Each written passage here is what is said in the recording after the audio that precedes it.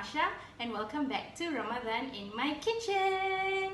Okay, so for today we're going to be making a Malay pancake recipe which is called the lempeng. There are many different types of lempeng recipe which you can find out there, but the banana and corn lempeng recipe is one of my favorites. So I'll go right straight into the ingredients. The first thing that you would need would be 1.5 cups of plain flour. You would also need about 2.5 cups of mashed bananas. It's approximately about 5 bananas. Okay, you can use any type of bananas, but I do suggest you use overripe bananas and those of the Asian variety, like the pisang ranum or pisang tanduk, so that it's more sweet. But it's up to you. Okay, so the next thing we need is actually 1 can of cream corn. So this is what is a little bit of extra special things which I'm adding inside my lempeng. And also I like to add about 5 tablespoons of cream milk powder. So this cream milk powder is different from the one that you would feed an infant. You can get this cream powder at a bakery store nearby, like Pun Huat or Redman. Alright, and the last 3 ingredients you need would be half a teaspoon of baking powder, half a teaspoon of baking soda, and also half a teaspoon of salt. That's all you need. So the first thing that you do is, okay, with the flour, you would add the mashed bananas inside.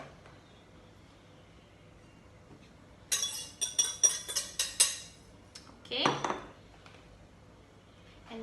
And then next, you would add the cream corn.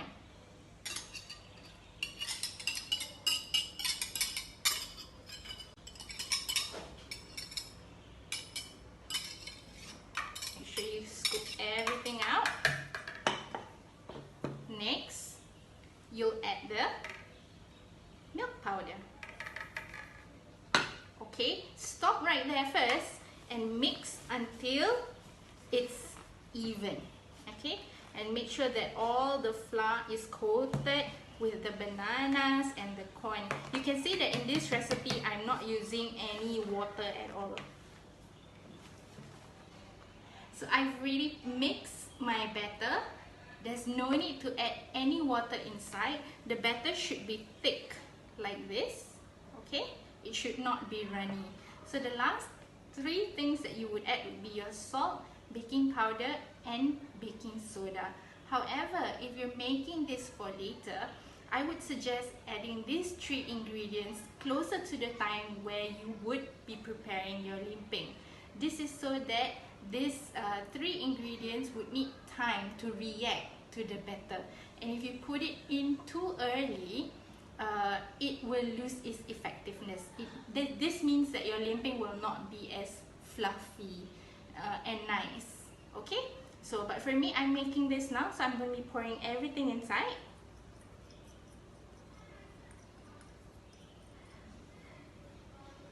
And give it a good stir.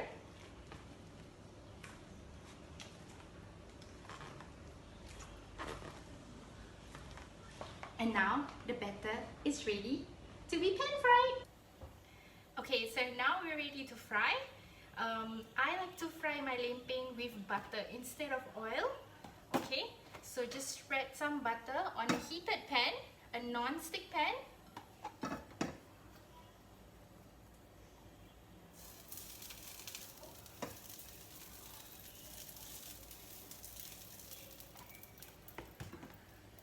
Turn it to the lowest heat, and then you would want to use an ice cream scoop for this, just so that you can portion your lempeng and you get all nice size. Okay, or if you don't want to use an ice cream scoop, you can use any kind of ladle maybe, but your lempeng would be bigger.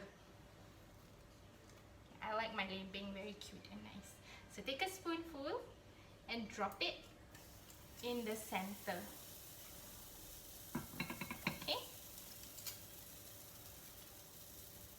We're using the back of your ice cream scoop. Gently spread your lempeng a little bit. So it will look something like this. Okay, and because I'm using a non-stick pan, it doesn't stick, and that's very important.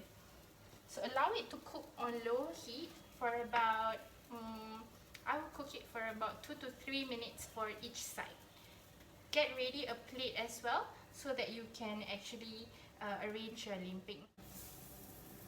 And once it's 2 to 3 minutes, you can flip.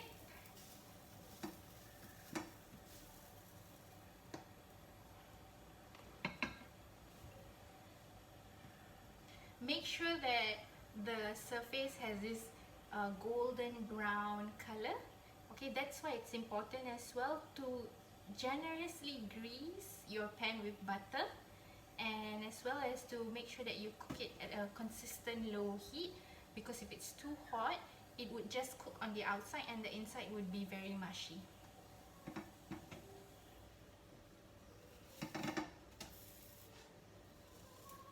You want to also gently press just to make sure that it's thoroughly cooked.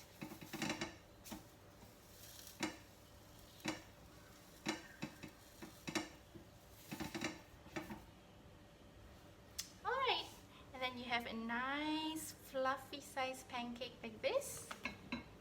Put it on a plate. And I'm just gonna go keep on frying. Catch up with you in a bit.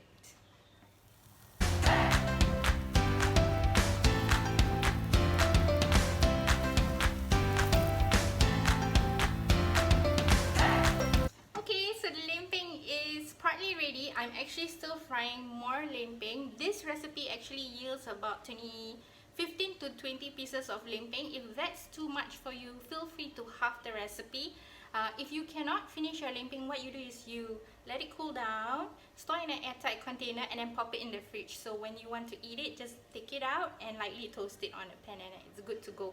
I don't recommend you keeping it for more than 3 days. Try and consume your lempeng when it's as fresh as possible. So before I end today's episode, I like to remind all of us to increase our acts of giving, especially during this holy month of Ramadan, and even especially more during this trying time.